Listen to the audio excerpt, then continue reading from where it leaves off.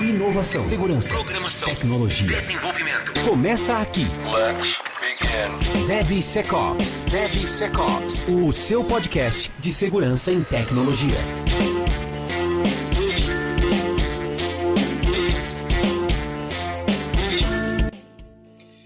Fala pessoal, tudo bem com vocês? Sejam muito bem-vindos a mais um DevSecOps Podcast, porque estamos no episódio, eu não sei falar esse número nessa ordem, mas é o 140, 70º, 40º. 40º. Boa, tô ficando esperto, ó. 70º, 40º episódio, que é o 28º da quarta temporada. Cara, 4 anos já fazendo isso aqui, e hoje a gente tem uma novidade bacana, que foi o nosso convidado, né, do episódio passado, episódio 27, pra gente falar de AppSec ali no alto nível, inclusive tem um feedback muito bacana. Contratamos, já pagamos bônus adiantado. O problema é você contratar o cara e não pagar o meu salário que eu tô esperando desde a segunda, né? Ah, cara, dá as más notícias depois, não precisa falar nada agora não, depois você fala pro cara. Mas Benhur, seja bem-vindo aí, agora vamos gravar recorrente aqui no DevSecOps Podcast, o pessoal já te conhece do episódio passado, mas seja bem-vindo oficialmente aí pra gente começar a gravar e trazer conteúdo, enriquecer ainda mais, né? Acho que o DevSecOps Podcast também é com a tua jornada, enfim. Fala umas palavras aí de boas-vindas pro pessoal. E aí, pessoas, beleza? Aqui é o Benhur e eu fico extremamente agradecido pela oportunidade. Eu gostei muito daquele pagamento de 2 pizzas por semana, achei fenomenal, vai me ajudar a manter o físico, né? Essa forma geométrica redonda linda. E mais uma vez, obrigado aí, Cássio, obrigado, Marcos, né? O Rodrigo também, não pôde estar aqui hoje, mas fico muito feliz que a gente possa seguir por aí, porque, poxa, a gente tem assunto para um caralho pra ver aqui pra frente, né? Brigadão mesmo.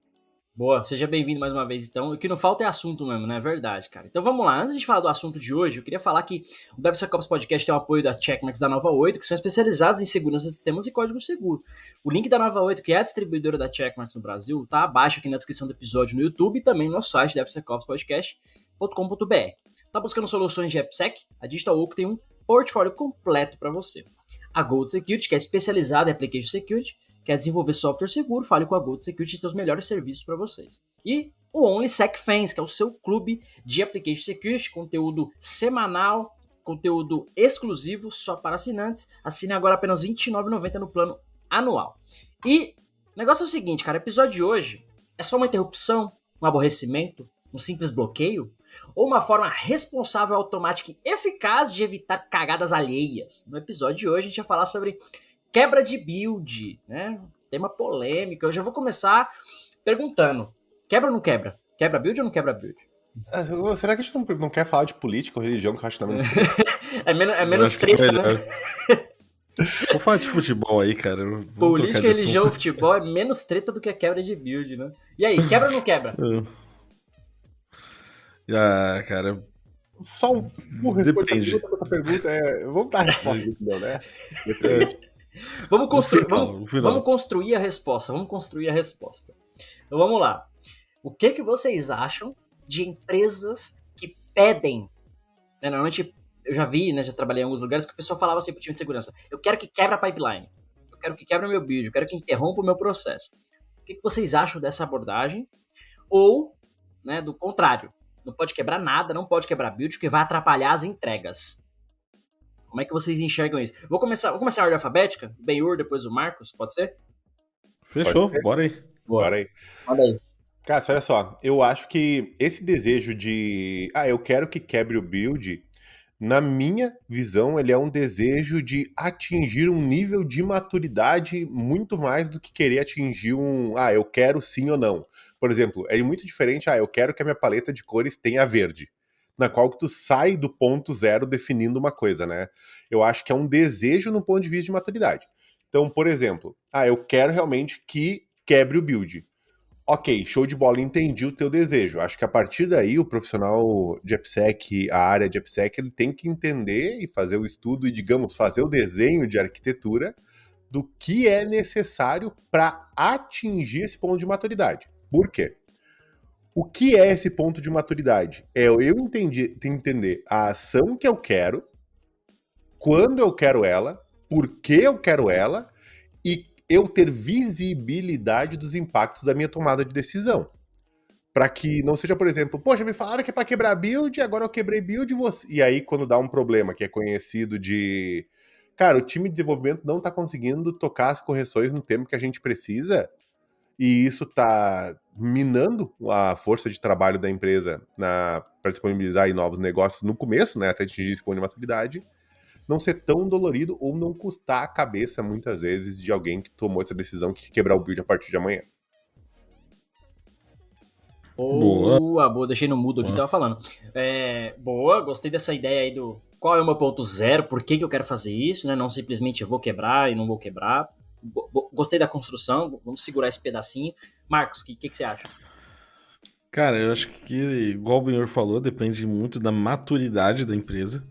Eu acho que não adianta o cara começou hoje a fazer cibersegurança dentro da empresa, começou a fazer a PPSec, já querer quebrar o build. Isso não vai funcionar, isso vai dar trabalho, o desenvolvedor vai ficar puto da vida, o nego vai pedir demissão, você não vai conseguir entregar mais nada. Acho que é simples assim que acontece. Mas depende da maturidade da empresa e depende de onde a empresa quer chegar com isso.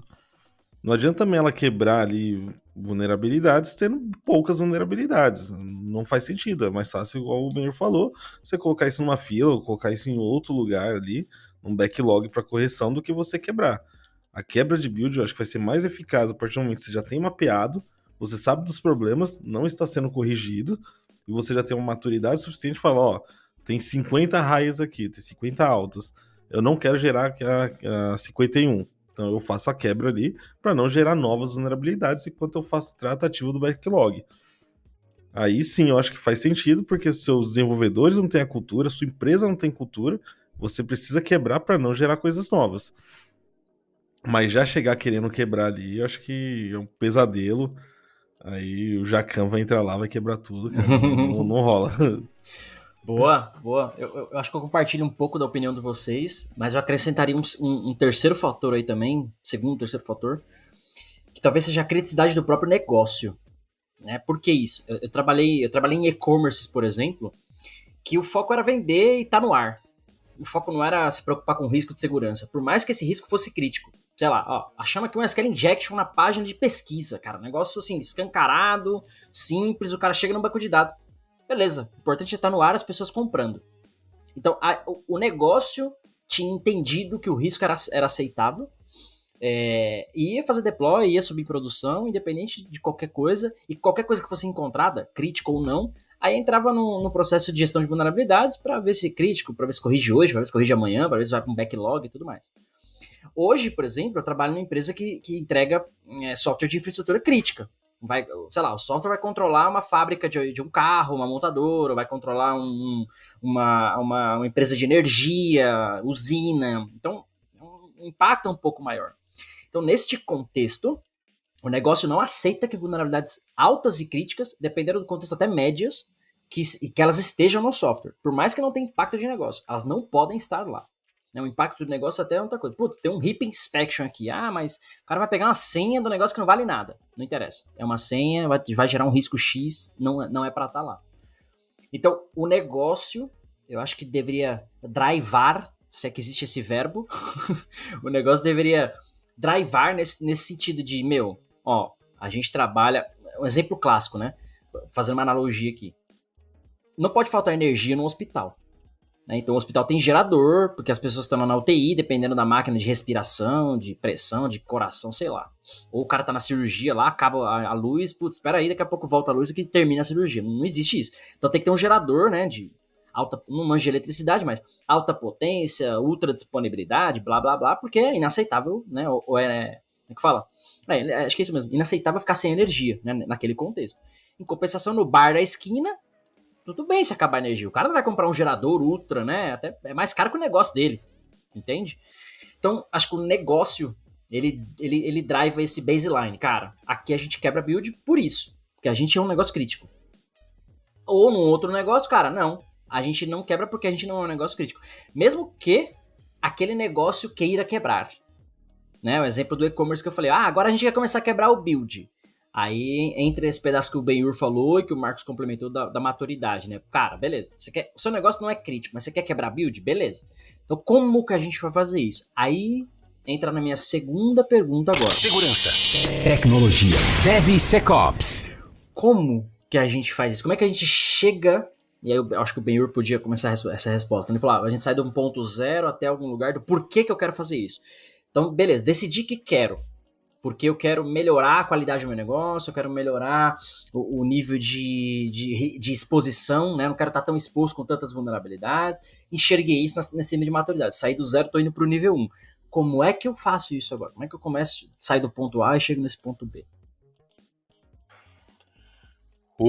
Essa pergunta é maneira porque ela abre um mundo de pecinha de Lego, digamos assim, em cima da mesa, e agora a gente tem que definir, ok, o que eu preciso pegar aqui pra mim que é mais crítico, né? Primeiro de tudo, acho que é traçar o roadmap de duas coisas, né? Que riscos eu tenho aqui dentro, que são diretamente direcionados a quebrar um build, né? Porque eu não vou pegar um risco de fraude que eu não consigo automatizar dentro da minha esteira para quebrar. Então, beleza, dentro desse contexto de, olha, o que a gente consegue resolver dentro da esteira de desenvolvimento ali, né? Dentro do nosso CI, digamos assim. Tá? Quem eu consigo criar a action para resolver isso? Dentro daquilo, quais são os principais riscos que a gente tem que detona o nosso negócio. E aí a gente começa a... Tem até um beabazinho assim que, não sei, como é que eu faço? Minha visão. Cara, primeiro de tudo, uma coisa que é o mais simples. Secret Detection. Se você não tem, né? Então, primeiro de tudo, ser capaz de entender se tem alguma coisa vazando que dê acesso à sua infraestrutura, a alguma plataforma, alguma coisa em geral, né? Para que você tenha conhecimento de onde é que estão as coisas, né? Depois, agora começa o padrãozinho de eu tenho um risco, defino um motivo de mitigação. Depois a gente pode dar um deep dive em cada um, assim, né? Mas segredos, SCA, SAST, depois o DAST, ou RASP, ou YAST, enfim, né? A gente vai subindo na cadeia. Uhum. A questão que eu levaria muito em consideração nesse ponto é entender os kick wins dessa implementação. O que eu digo kick wins?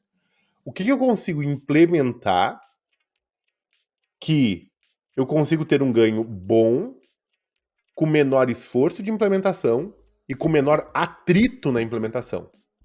Porque, por exemplo, se eu colocar um SAST direto que eu ainda não tenha capacidade de gerenciar, por exemplo, falsos positivos, que eu não tenha a capacidade de o desenvolvedor ler o reporte do SAST e ele saber, ok, tem que corrigir isso aqui, porque daí eu não escalo. Daí eu jogo todo o problema de ser profissional de AppSec, e que são poucos, né? Normalmente a gente aí tem 0.0, 0.5, 0.2% da empresa que são esse profissional. Eu vou perder no tempo. Por quê? Esse tempo, ele pode chegar como uma informação para a área de cima de uma forma diferente. Olha, pessoal, nós colocamos SAST aqui e tá levando 3 meses para corrigir uma vulnerabilidade, mas a gente não se ligou que tá levando 3 meses, por quê? Porque a gente não ganhou escala. E aí a gente pode quebrar nesse ponto. Então, para mim, esse roadmap, antes da implementação, para entender esforço, ganho e atrito, ele é fundamental. Sempre vinculado a, como comentou o Cássio, muito bom ali, do risco do negócio, né? Porque o negócio ele pode ter várias áreas ali dentro, a gente pode até separar diferente, né? O risco de cada parte. Diretamente vinculado a objetivo e conhecimento da empresa. O que a empresa já tem, a empresa já conhece, né? E claro, talvez nada disso funcione montar seu roadmap se o pipeline não está integrado, né? Boa. A automação acaba sendo a chave de tudo isso também, senão você não consegue, né, integrar nada. Você não consegue fazer nada, né? E você, Marcos, o que você acha desse ponto? Como é que a gente atingiria esse nível, né, cara? Beleza, decidimos que quero quebrar. Como é que você enxerga essa implementação ou o que fazer nesse contexto? Cara, eu concordo muito com o que o Ben-Hur disse. Muito mesmo. Acho que faço das palavras dele a minha. Acho que é basicamente isso. A única coisa que eu acrescentaria é: se uma empresa ela não tem costume, ela tá iniciando, ela quer fazer essa quebra, ela deveria procurar algum framework de compliance para poder se guiar. Então, pegar um ASP-SAM, se for um caso, um banco PCA, alguma coisa, para ela ter pelo menos um norte, porque ela pode ter toda a estratégia, pode querer fazer, só que sem um norte, sem saber como tratar isso, vai ficar complicado. Então, ela pegando um ASP-SAN ali, botando em maturidade, pensando em, sei lá, vou pensar no AS Top 10, que é o que a gente tem de mais fácil hoje ali para centralizar. Então, começar ali quebrando o AS Top 10, começar corrigindo o AS Top 10, ou algum outro framework mais simples, e depois ir escalando isso para um modelo geral da empresa, eu acho que também é um caminho que dá para se seguir. Acho que dá para começar por ali para ter um norte. Porque é difícil você começar alguma coisa sem conhecimento nenhum, sem nenhum norte, sem nada. Então, acho complicado. Boa. Para finalizar esse tema aí, acho que esse ponto que você falou agora, quero quebrar a build.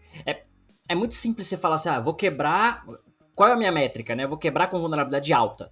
Mas da onde? Do SCA? Do SAST, né? O Benhur colocou muito bem. Qual etapa, qual teste de segurança é mais crítico para mim? A gente chegou a falar isso no episódio passado. Putz, cara, se eu tivesse uma coisa para investir, era educação, não sei o quê. Cara, SCA, o Marcos falou, vou fazer um teste. Cara, SCA. Então, beleza, o SCA é importante para mim, porque eu não quero supply chain, problema de supply chain, eu não quero minhas bibliotecas em risco, tal. Então, se tiver vulnerabilidade crítica no meu SCA, eu quebro.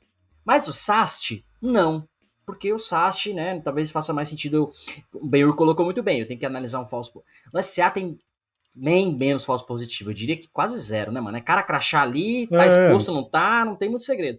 No SAST já tem que analisar, putz, cara, é uma vulnerabilidade baixa, numa classe nada a ver, num código não sei aonde. Então você tem um SLA, tem um tempo ali de processar, mastigar aquilo. No SCA, não. Né? Cara, tem ali uma vulnerabilidade crítica, é um componente de dependência direta, por exemplo, as ferramentas te dão essas métricas. O Log4j aí, Cássio. Exato. Faz pouco tempo, cara. Exato. Acaba sendo mais fácil. Exato. Acaba sendo mais fácil você olhar pra isso e falar, cara, isso aqui eu quebro. Né? Acho que o Benhur usou o termo, aqui a gente fala low hang fruits, né? As frutas que você pega na mão, ele usou os quick wins, né? A mesma coisa, cara, isso aqui é mais fácil de fazer. No SAST é mais complicado. O YAST, ele te dá menos falso positivo também. Né, mas por um ponto de vista, é um teste mais demorado, enfim. Então, acho que esses aspectos de qual teste é crítico, ou qual ponto desse teste é crítico no meu negócio, no meu processo, para que eu possa fazer isso. E claro, né, se eu tenho um CI/CD maduro, porque às vezes o cara tá rodando um CI, rodando a pipeline para fazer um deploy em dev. Você vai quebrar, mano? O cara ele precisa rodar, ele precisa subir na mente dele, testar e seguir a vida dele. Vai quebrar para quê? Agora, o cara tá num CI/CD de produção, ele tá rodando uma pipeline que vai compilar, fazer tudo ali da aplicação e fazer um deploy em produção. Aí sim, lá é um contexto, cara, vamos testar aqui com garantia, né? Vamos quebrar neste contexto aqui. Aí eu acho que faz mais sentido a gente pensar nessa quebra. No dia a dia ali, no ambiente de desenvolvimento, homologação, pré-produção, enfim, não sei se faz sentido trazer essa quebra. Acho que quando a gente leva para essa maturidade de produção, né? Hã? Sim. Traria o alerta. Isso. Joga ali, pisca pro cara, você tem problema aqui e verifica, mas não quebrar, você não precisa interromper o trabalho dele necessariamente. Né? Até trazer um caso aqui que eu dei bastante risada, que eu tava atendendo um cliente aqui, o cara faz 80 pull requests por dia, em produção. Como que eu vou quebrar build com esse cara? Sem parar o trabalho dele. Vai contratar um data center pra rodar essa SaaS. Entendeu? Caralho, velho. Então, chega esse tipo de caso. Aí como você vai falar pro cara, não, você não vai quebrar build agora. E o cara já chegou, não, eu quero comprar porque eu quero quebrar build, cara. 80 pull request por dia? É difícil, né? É isso que a gente faz de maturidade também. Aliás, não adianta o cara ter processo, né? Tem que ajustar esse processo. Tá errado, 80 pull request por dia em produção. E eu diria o seguinte, a gente tá falando aqui de quebra de build, a gente sempre imagina esteira esse CI/CD, né? Quando você traz isso para um nível abaixo, que é o pull request, isso muda de figura, porque os pull requests são maiores. Né? O número de pull requests são maiores durante o dia. E eles não necessariamente estão indo para produção. Né? Um pull request é no ambiente, é no código, tal. Aí talvez venha uma próxima pergunta. Será que os checks de pull request, e aí essa quebra, se aplicam nesse contexto? Você acha que vale trazer essa discussão de, eu quebro meu build de produção, né? Tô integrando meu software em produção. Vale quebrar esse build? Isso é uma coisa. Outro o dia a dia do desenvolvedor. Ele fez um pull request, vale quebrar? Né? Que cheques que você vai colocar lá? O Benhur trouxe muito bem. É SAST, é SA, é Secret Scan? Cara, Secret, pra mim, um pull request já tem que quebrar. Porque eu quero evitar que ela vaze. Sim. O fato dela estar no repositório... Não deveria nem subir. Deveria estar no commit, na desenvolvedor do cara. Exato. Inclusive o GitHub, acho que se você comprar o GitHub Advanced Security na versão Enterprise, ele tem uma feature lá que chama Push Protection. Então, quando você faz o push para uma branch X, ele faz essa validação e não deixa fazer o push, se tiver uma secret, por exemplo. Mas acaba sendo um pré-commit hook, mais ou menos, mas ele acaba atuando no server. Enfim, e aí? Como é que é essa discussão no nível do pull request? Porque aí o que o Ben-Hur falou, uma coisa eu sei que eu tenho meu CI aqui, apertei o botão e estou fazendo um deploy para produção. É aceitável que eu faça várias validações, que é uma pipeline que vai demorar muito mais e que eu possa quebrá-la. Mais ou menos. No pull request, esse impacto é muito maior, porque ele é o dia a dia dos desenvolvedores. Né? O cara tá entregando ali. E dá pra filtrar também, cara, é pull request na master, é na branch, desenvolvimento, né? Onde você tá fazendo isso? Então essa discussão, ela tem um impacto maior quando ela desce pro nível de desenvolvedor, né? Minha humilde contribuição o cara já tá acostumado a apertar. Eu era desenvolvedor do .NET, né? Então você aperta F5 para compilar, ou Ctrl Shift B. Ó, lembra dos atalhos aí. Então você deu lá um F5. Putz, não compilou. Então você tem que parar e fazer compilar, arrumar o código. Aí compilou, agora você mandou rodar, putz, a feature tá com um bugzinho aqui, não tá do jeito que eu preciso. Você volta, arruma. Fiz o teste unitário, putz, o teste não tá passando, vou ajustar o teste. Então você já tem diversas validações daquilo que você fez. Só que a segurança ela nunca tá ali, né? Você tem o compilador que tá checando ali o spelling da linguagem, você tem o teste unitário se é o caso da sua empresa, você tem a própria feature que vai ser testada, o time de QA depois vai validar isso, o usuário, enfim. Por que segurança nunca ninguém aceita que seja que entre nesse contexto? Cara, ó, temos um teste aqui de SAST, você tem uma vulnerabilidade alta e vai quebrar o seu pull request, por exemplo. Por que essa fricção? Como é que vocês enxergam isso? Por que tem essa... Eu já aceito que eu não vou compilar, eu já aceito que eu não tenho o teste passando, mas segurança eu não aceito. Eu quero deixar para depois, eu vou continuar o meu dia a dia. Como é que vocês enxergam essa fricção, eu diria, né, necessariamente? O que vocês acham? Meus 50 cents nisso, eu acho que envolve duas questões principais se eu fosse dividir em dois grupos, tá, Cássio? Assim, primeiro de tudo, eu acho que é um legado cultural, tá? Que é um antigo do tipo, segurança não te interessa o que tá acontecendo, só tem que arrumar. Ninguém explica o porquê, porque tinha um tempo atrás ali, pelo menos, aquela caixinha de não, segurança só a gente sabe, ninguém sabe, toma aqui a ação, cala tua boca e faz. E aí isso aí inevitavelmente vai se gerando uma cultura que quando você chega e não sabe explicar o porquê que aquilo precisa ser feito, não dá visibilidade, e aí é importante você ter o conhecimento do ponto de vista atacante, né, para que você consiga olhar esse fluxo, mas também precisa entender o lado do desenvolvedor e consiga colar as duas plaquinhas, né, quando você cola os dois da forma de o desenvolvedor entender aquilo e conseguir enxergar esse cenário em outros lugares, cara, sucesso, né? Pode tirar aí o dia de folga, você ganhou esse grande bônus, né? Porque você trouxe o risco, o problema, fez ele entender e visualizar, e agora nos próximos tu vai começar a ganhar esse cara. Então a primeira questão que eu gostaria de colocar na caixinha é uma herança cultural. A segunda, eu gostaria de me colocar numa outra visão. Por exemplo, imagina que a gente está fazendo a gestão de um programa de bug bounty, tá? E aí, o filho da puta lá vai lá, roda um Dast muito loucão, pega o report e abre tudo no nosso programa de bug bounty. Sem triar porra nenhuma, tá ligado? Eu te garanto que lá pelo segundo mês tu já vai querer quicar o cara do teu programa de bug bounty. Porque tem um monte de falso positivo, um monte de coisa que não se aplica, não sei o que, não sei o que. A gente não pode ser esse cara. E aí, quando a gente entrar na esteira, a gente precisa se preocupar com o resultado do que a gente está entregando e a assertividade do nosso resultado. E esse resultado leva para duas vertentes. A primeira vertente é: eu estou maduro o suficiente na qualidade do meu resultado para quebrar? Se não, qual que é a minha política de remediação? Então, se eu não vou quebrar na hora, eu entendo que eu vou conviver com aquilo em produção. Se eu vou conviver com aquilo em produção, qual que é a minha política de convivência com bugs de segurança em produção?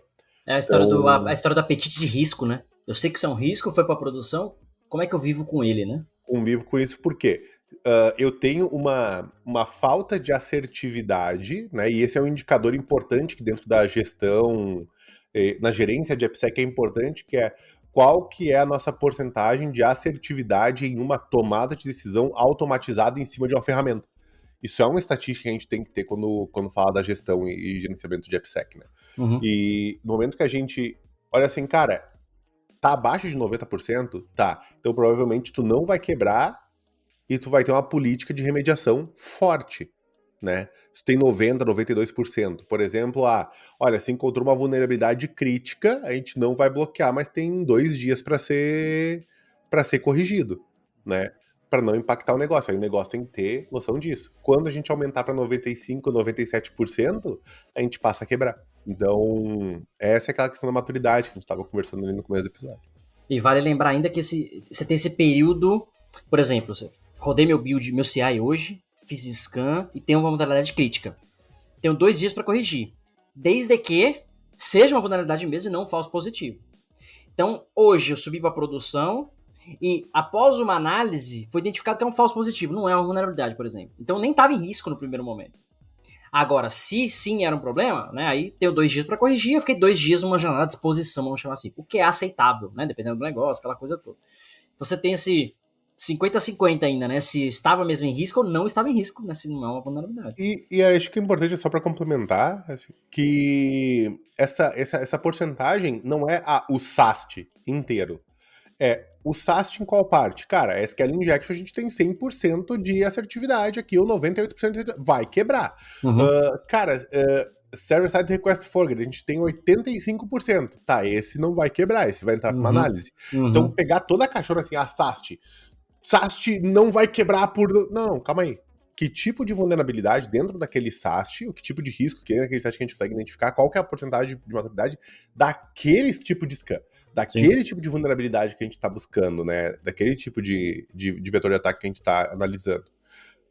Porque daí é mais fácil a gente progredir, né? Porque senão, por exemplo, poxa, olha a caralhada de teste que um SAST é capaz de fazer. Aí se tu botar ele num balaio de gato e dizer só quando o SAST estiver com 98% de coisa que a gente vai... Cara, tu nunca vai conseguir, velho. E até eu acho que o Marcos colocou muito bem na fala dele antes. Tipo, você poderia ter uma estratégia até de, cara, vamos fazer o seguinte, ó, a gente pega o ASP Top 10 aqui, a gente quebra o ASP Top 10 porque a gente já tá mais maduro, porque a gente, né, é mais difícil ser falso positivo, então o ASP Top 10 a gente quebra, fora disso a gente não quebra, a gente vai analisar, entrar nessa ideia que você colocou aí do SLA, de análise e tal. Marcos, quer complementar esse ponto aí? O que você acha? Cara, eu acho o Ben-Hur explicou bem, só que eu mudaria algumas coisinhas, por exemplo. Vixe, treta! Não é treta não. Ficou bem pra caramba, eu concordo com boa parte ali. A única coisa que eu mudaria, assim, até voltando no exemplo que eu falei do cara ali que tinha 80 pull request na master ali por dia. Um cara desse não tem condição de quebrar o build no pull request. Não tem.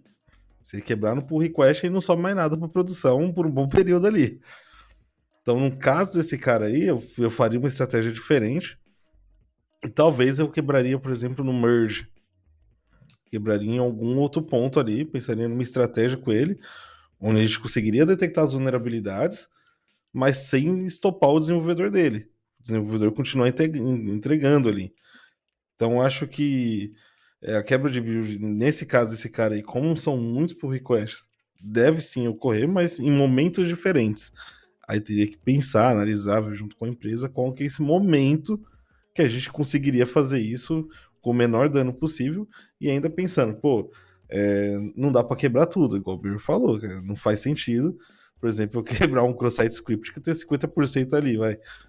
Eu vou quebrar para quê? Sendo que eu posso ter 50% de falso positivo. Então não quebra, deixa passar. Aí que entra um outro ponto.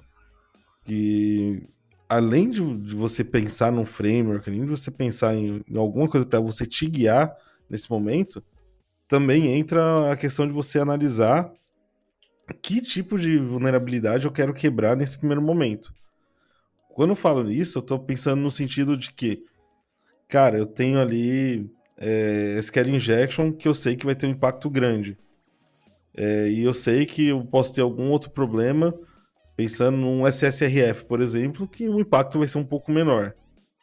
Tem a necessidade de eu quebrar o SSRF nesse momento ou somente o SQL Injection? Somente o SQL Injection. Show de bola. Só que o SQL Injection a gente tem um blind, a gente tem o SQL Injection padrão, qual desses tem mais impacto dentro da minha companhia? E também pensar nos scanners, igual o Benhur já colocou ali, né? Se eu vou quebrar mais SASH, mais SCA, na minha visão SCA quebra sempre, mas não sabemos que é assim. Mas Boa. também pensar nessa parte dos scanners, né? Foi muito bem colocado aí. Boa. Aliás, eu queria trazer um outro ponto aqui, DevSecOps. que essa é uma pergunta muito simples. Se uma ovelha faz uma casa com seu próprio pelo, qual é o nome da casa? Eu não estava esperando por essa, cara. Então, cara, Nenhuma ideia? Ovelha fez uma casa com o próprio pelo. Qual é o nome da casa? novelho? Uma lan house. Ah, porra! Nossa. Caralho! É muito ruim, mas é muito bom. É muito bom porque é muito ruim. Tá. Essa eu não tava esperando. Obrigado. Não foi, cara. Os caras mandaram num grupo do WhatsApp aqui, eu fiquei com essa porra na cabeça, eu tinha que compartilhar com alguém, então... Puta que pariu, velho. Eu vou Tá entrar na aí. minha esposa lá e vou fazer uma pergunta importante pra fazer com a cara. Vou fazer a mesma coisa aqui, cara. Aproveitar essa oportunidade pra você que tá ouvindo a gente e tá se perdendo no caminho, olha o mapa de novo, né, volta pra onde você tá indo, então, né, não vai se perder na conversa, não, que a conversa tá muito boa aqui. E eu queria puxar agora pra uma outra parte aqui. Então, a gente entendeu que, beleza, quebrar não é uma simples decisão, a gente precisa avaliar, né, o impacto disso, por que eu quero fazer isso, etc. Eu já tive cliente, por exemplo, o cara falou assim, eu quero quebrar porque os desenvolvedores aqui estão acostumados a subir qualquer coisa, ninguém valida nada, então a gente começar a meio que criar uns portões pros caras. Aí eu tirei da cartola, tipo assim, mano, então quebra aí, ó, faz a regrinha do 10, 5, 3. 10 vulnerabilidades baixas, 5 médias e 3 altas. Esse é o seu threshold. Passou disso, você quebra, dentro disso você aceita. Né? Tirei da cabeça isso, literalmente não tem nenhuma métrica ou nada disso. E acabou que depois, um dia, assim, não tinha tanta vulnerabilidade, né? 1000 vulnerabilidades e tal, não. Acabou que ficou isso definido e começou a funcionar muito bem lá. Mas em empresas que o cara nunca fez um SAST na vida e começa a fazer scan hoje, acha 500 vulnerabilidades, esse threshold ele é praticamente imaginário, nunca vai chegar nisso. É muito difícil o cara, né, resolver o backlog, aquela coisa toda, fazer toda uma análise e tudo mais. E aí eu tive jogar essa discussão aqui pra vocês agora. Eu tive um outro cliente que o cara falou assim, cara, a gente tem uma maturidade aqui, como é que a gente faz? Apertou o botãozinho da esteira, vai rodar o teste do SAST, por exemplo. Na verdade, vários testes, não só de segurança, tá? Mas no final da esteira dele, aquele pacote ia ter uma nota. Vamos lá, eu não lembro os índices deles, mas vamos lá, de 0 a 10. Cara, ó, rodou os testes unitários, passou tudo, então continuou com 0. Olha, rodou o SAST aqui, você tem uma vulnerabilidade alta, então você ganha 1 ponto. Rodou SCA, tem uma vulnerabilidade alta, ganha 2 pontos. A questão era, no final da esteira, qual era a nota daquele pacote? De 0 a 3, subia direto para a produção. Porque passou todos os testes, estava tudo bonitinho. De 3 a 6 ou a 7, ele ia para uma análise. Né? Porque, cara, ó, né, vai ter uma aprovação manual. Porque, tem uma vulnerabilidade aqui, algum teste não passou ali, alguém vai ter uma decisão de, cara, sobe ou não sobe. E de 7 para cima, de 7 a 10, quer dizer, acumulou muitas notas ao longo dos testes, bloqueio automático. Né? Já teve, ou, como eu falei, ou segurança ou outros testes também. E a esteira do cara, literalmente, tinha vários testes, várias coisas, era banco, né? Então tinha teste de performance, teste de compliance, teste de segurança, vários testes de segurança, SAST, DAST, SCA, enfim, um monte de coisa no meio ali. E eu gostei dessa abordagem, cara.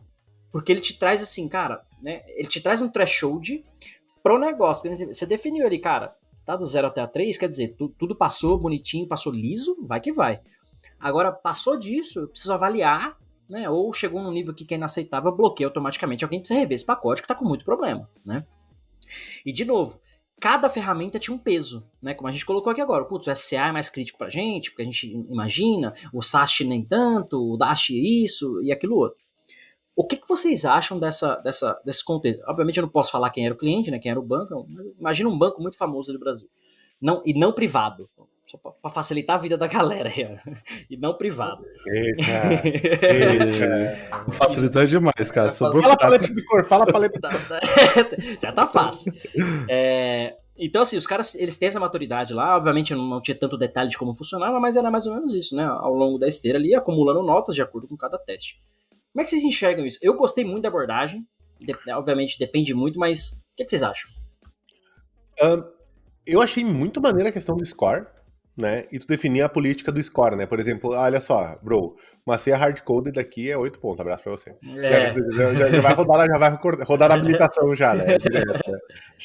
Achei bem legal, tá? Achei bem legal. E uma coisa que tu comentou, Cássio, também que é bacana, que é os checks de segurança, eles estarem ali como totalmente separado, né? Porque daí o time de segurança consegue evoluir o produto sabendo que não vai ter mais tanto atrito na esteira, né? Por quê? Dentro da esteira, tu tem várias partes e em uma empresa full madura, cara, assim, ó, 100%, é uma esteira gerida por um time normalmente de plataforma que vai estar tudo bonitinho e se precisar colocar um ponto mais, tem um estudo, tem uma análise, etc, né? E você tem o ponto de intersecção, olha, aqui eu quero checks de segurança, né? E eu vou tomar cerca de até 10 a 15 minutos, dependendo da complexidade aqui da matriz de complexidade de cada item, né, para definir o tempo que eu vou ficar ali. Olha, aqui é o ponto de intersecção, e a partir daqui eu faço tudo aqui dentro. Aí aqui é minha caixinha. Se eu quiser rodar 10 ferramentas ou 5, a decisão é minha. Só coloca o ponto da minha caixinha. E eu acho que ficou legal essa questão do score, porque como você dá um score, como qualquer questão de SEO, né? Por exemplo, eu pego o meu sitezinho, coloco no analisador de SEO, eu vejo lá o score, a primeira coisa que eu quero saber é por que eu tô com esse score. Né? Eu não simplesmente, vou estar... Não, deixa eu entender por que eu tô com esse score e o que tá impactando o meu score, ou o que tá impactando mais o meu score. Né?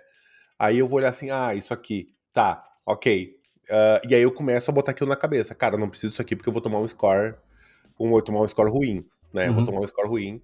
E aí acho que fica legal porque, primeiro de tudo, tu não botou um 880, né? Ou seja, cara, não vai, agora todo mundo aí se vira.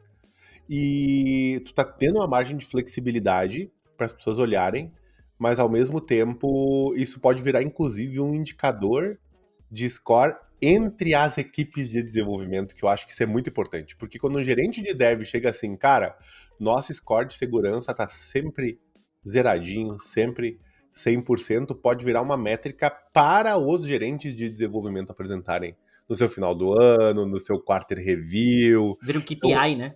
Eu acho que isso que é o mais foda, tá ligado? Porque daí tu ganha pelo menos um abraço da galera. Boa. E tinha um detalhe ainda, né? Você pode aplicar essa matriz ainda, ela pode ser corporativa. Como eu falei, de 0 a 3 sobe, de 3 a 7 analisa, acima disso bloqueia. Mas isso, no exemplo do banco, né? Isso pro internet banking é uma coisa, pro sistema back-office é outra. O sistema back-office é menos, ele não é tão risco, porque ele não é acesso direto à internet, por exemplo.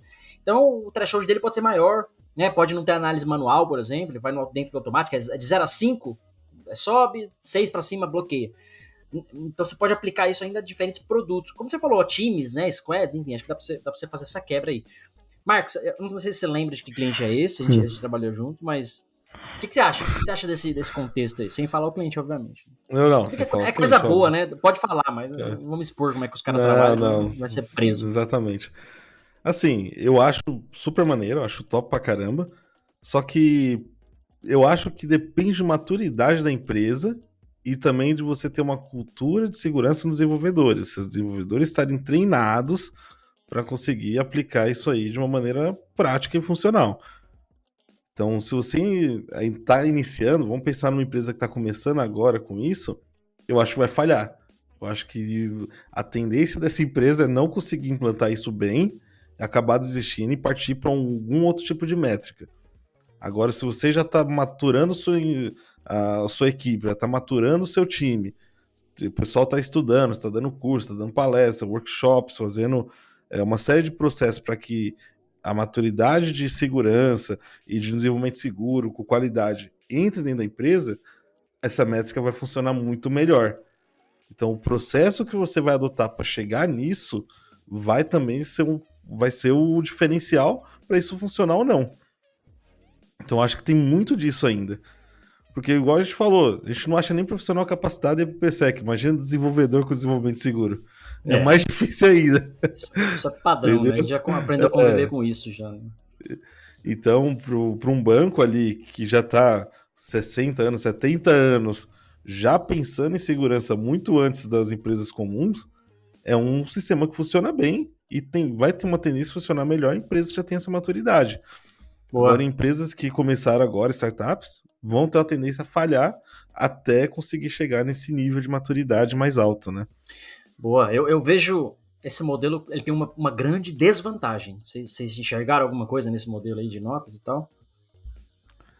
Cara, eu enxerguei uma desvantagenzinha que, na minha visão, não sei se é essa que você vai falar, que é basicamente você tá botando ali os scanners separados e aumentando o tempo de esteira. Não sei se é só isso também. Pode ser, mas não era essa. Bem, Yuri, tem alguma desvantagem que você enxerga nesse contexto aí? O tempo de esteira, eu consideraria ele de acordo com a criticidade do lugar que a gente tá fazendo, saca? Porque, vou dar um exemplo. Tem vezes que a gente tem Gmood dentro dessas questões, né? Então, cara, não tem nada pior do que você passar uma Gmood e depois tomar um bloco na sec. Cara, não tem nada pior, porque vai passar por todo esse fucking processo de novo, tá ligado? É chato. Então, assim... E isso é foda.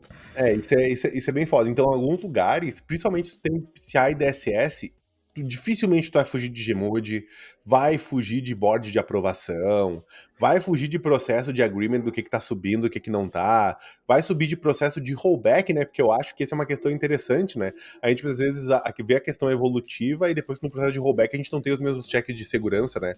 Do rollback ali, né? Porque, por exemplo, o que acontece?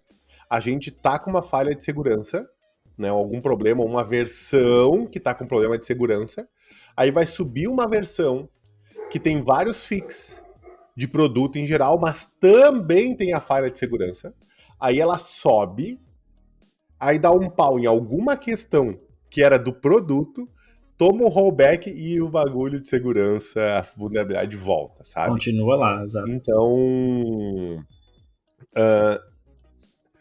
o que eu entendo é que hoje o maior ponto que dói, assim, é o tempo. A maturidade aplicada no começo, ela é muito desgastante. Mas ela vai evoluindo. E aí eu acho que tem as empresas, a gente em geral, precisa se acostumar a crescer nessa dor da maturidade, sabe? Eu acho que hoje a gente toma uma decisão muito precipitada com os dados que a gente tem, não deixa eles amadurecerem. Acho que isso é o que mais machuca. Boa. Só pra gente encerrar aqui, o ponto que eu queria comentar de desvantagem desse modelo de score é as ferramentas que tu usa. Porque imagina como é que você tá lá na pipeline, imagina você coletar a saída de uma ferramenta, putz, não tem vulnerabilidade, é 0. Putz, a outra tem, então é 1, é 2, né? Onde você vai montar essa matriz para classificar essas notas? Então, dependendo da ferramenta que você tá usando, como é que você faz essa análise do resultado final? Puta, a ferramenta X não exporta JSON, a ferramenta Y não tem CLI, eu só consigo integrar na API, eu tenho que construir. Então, até você construir esse score, que é muito louco na teoria, dependendo das ferramentas que você tem, vai te dar uma dor de cabeça. Não do lado do CI, né? Cara, Jenkins, Circle CI, qualquer caralho desse aí, você faz script, faz qualquer coisa. Mas as ferramentas de segurança em si, as ferramentas de teste que você tá rodando, os outputs delas... e como é que você vai capturar tudo isso para montar o seu score no final, eu acho que é a desvantagem, porque isso não existe automaticamente, alguém tem que construir isso. Então a ideia é muito boa, mas é uma desvantagem, né? Você vai ter que construir isso. É a dor do amadurecimento, né? De colocar esse modelo ali dentro. O modelo, acho que por si só, ele se vende muito bem, né? Porque esse mesmo score tem uma coisa que o Marcos comentou que foi muito bacana, que é esse próprio score e o porquê dos score podem virar indicadores de treinamentos, podem virar indicadores de, olha, cara, vamos focar aqui, né? Olha, esse produto... É fácil tu vincular, né? Qual que é o risco desse produto? De 0 a 10, ele é 9. Então, aqui o score desse cara aceitável de segurança é X. É fácil até tu começar a criar... Sim. Tu facilita a criação de políticas dentro da tua empresa, né? Porque tu se ancora nas coisas. Então, isso eu acho que é mais maneiro. Mas, com certeza... Imagina assim, aí tu pega uma empresa que tem uma boa governança de software, que sabe, olha, aqui é só X linguagem de programação, X frameworks. Tem outras empresas, velho, que é fácil o que tu queres, pois é tudo da lei, que inevitavelmente, até tu descobrir qual que é a melhor SAST pra Erlang... Esquece, né? Cara, esquece. Vai precisar de tempo de maturidade, brother, entendeu? Tu vai precisar, muitas vezes... Porque imagina, se o cara é de AppSec, se tiver o cara conseguir olhar todos. Cara, paga salário de presidente pra esse cara, porque ele consegue avaliar todas as ferramentas, todas as linguagens, todas as não sei o quê, blá, blá, blá. Cara, é verdade. Possível, né? Então, vai precisar de alguém do outro lado pra te ajudar nisso, né? Vai precisar de um programa bom de Security Chambers que pode te ajudar na análise, pra tu construir em conjunto e não tomar todo... Não, agora isso aqui é só comigo, só eu que faço isso. Boa. Topíssimo. Mano, tema bom, tempo passa rápido, mas chegou ao fim. Acho que deu pra elucidar aqui que não quebra, não chega a uma conclusão. Acho que tem que, né? Tem maturidade, tem empresa, tem negócio, maturidade de equipe, enfim. Então acho que vale você analisar na sua empresa o que você quer fazer, como você quer fazer. Isso faz sentido você fazer. Às vezes, como segurança, você fala, eu quero quebrar. Mas, cara, você tá num e-commerce que vende bola de gude, mano. Vai quebrar build pra quê? Deixa o bagulho ficar no ar vendendo, mano. Arruma aquela inject de produção e já era. Agora você tá numa infraestrutura crítica, né? Ou num banco e tal. Então, o teu negócio acho que te dá esse insight natural de como você tem que, talvez, até conduzir essas coisas, né? Eu diria que como conclusão a gente pode chegar nesse contexto. Então é isso. Quer mandar beijos aí, agradecimentos? Pessoas, mais uma vez, muito obrigado por me dar a oportunidade de fazer parte do cast aqui. Queria agradecer imensamente vocês por essa oportunidade, inclusive por poder estar aqui junto com vocês, vendo essas visões assim, porque acho que agrega demais, mano. Agrega demais. A gente aprende demais. Então, enriquece bastante. Muito obrigado. Tamo junto. Fala aí, Marcos. Tá bom. Só pedir pro pessoal, por favor, compartilhar isso aí pra quem tá tendo dificuldade com quebra de build, que quer entender um pouquinho mais de esteiras, porque o assunto foi bom, queríamos falar mais, mas temos um tempo aí limitado aí por causa do fuso horário e tudo mais, mas é um tema top pra caramba, que é legal de discutir, e ter a presença de 2 mestres aqui, 2 pessoas excepcionais aí, ajuda bastante. Cadê? A continuar o assunto. Boa. Agradecer também, pessoal, mais uma vez, das boas-vindas aí ao Ben-Hur, que tá se juntando ao elenco aqui. Então, uma hora é ele, outra hora é o Marcos, outra hora é o Rodrigo, Gabriel. Cada hora a gente grava com o que o importante é que o DevSecOps Podcast não para de trazer conteúdo pra galera e pra enriquecer aí o mundo de AppSec, que tá precisando bastante. Então, esse foi o episódio 70º, 40º DevSecOps Podcast, 4ª temporada, 28 da 4ª temporada. A gente vai por aqui, a gente se vê semana que vem. Eu sou o Cássio Pereira. Eu sou o Ben-Hur. E eu sou o Marcos Santos. Beijo, galera. A gente se vê na semana que vem. Valeu, pessoal. Valeu. Beijos. Um abraço. Até mais. Termina aqui DevSecOps, o seu podcast de segurança em tecnologia.